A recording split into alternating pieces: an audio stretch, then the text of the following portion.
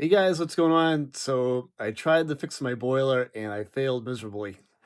So if you've been following the channel over the last like 3 weeks, I've had some problems going on with my boiler over here, and did a couple things to it. A couple parts were going bad on it, and I'll show you what I changed, and I'll show you what the actual problem was. All right. So originally, my pressure relief valve right here went bad. We had to replace that and got that all set. And the old expansion tank went bad. It was chock full of water. So we swapped that out for a different one. But I still had a problem with my furnace. The burner kept trying to start. It would go tick, tick, tick, tick. You would hear it trying to ignite, then it would stop. Then it would fire up again, then it would catch, then it would go. So we cleaned it out, put a new nozzle in it, stuff like that. I tried to keep it pretty clean.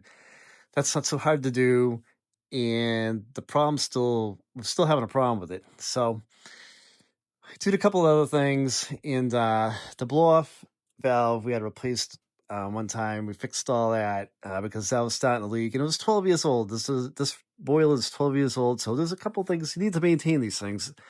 There's serviceable parts on these things, and things do go bad after a little bit. So the boiler, the burner would run for a little bit, and then every once in a while it would shut off, like in the middle of the night, at an inconvenient time. So I'd have to get up, fire the thing back on. It's becoming a real pain. Couldn't figure it out. We do a lot of stuff on the channel, but sometimes, especially with boilers, you got to be careful with the stuff because you can run into trouble quick. So that said, I had to call in, a service tech to come check it out. So what he did is he power probes the old power pack on the top of the burner right here, and it was bad. It wasn't getting enough electricity. So I don't have that capability here or the knowledge, but sometimes you got to throw in the right white flag and say surrender. If you're getting in over your head, it happens to the best of us. Don't feel bad, but that's the road I went with it. And they swapped out the power pack with me. That's electronics. There's some electrical into that, and you got to know what you're doing so you don't get like electrocuted and stuff like that. So when it comes to that stuff, I don't like to touch it. And so we swapped it out in a couple of minutes, and we're back up and running. And now I am done messing with this thing for now, and it's been running great.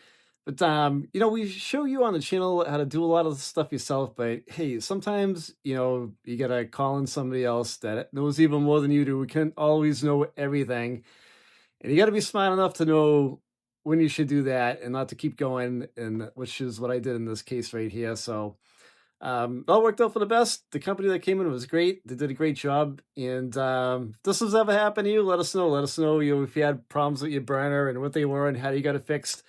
The channel's all about trying to help people out with their problems and kind of point them in the direction to fix something if they need to. So we enjoy having you guys comment on the videos because it helps everybody out. So, you know, leave a comment if you have something to leave or help somebody out. And give the video a thumbs up if you like it. And don't forget to subscribe to the channel. Thanks for watching, guys.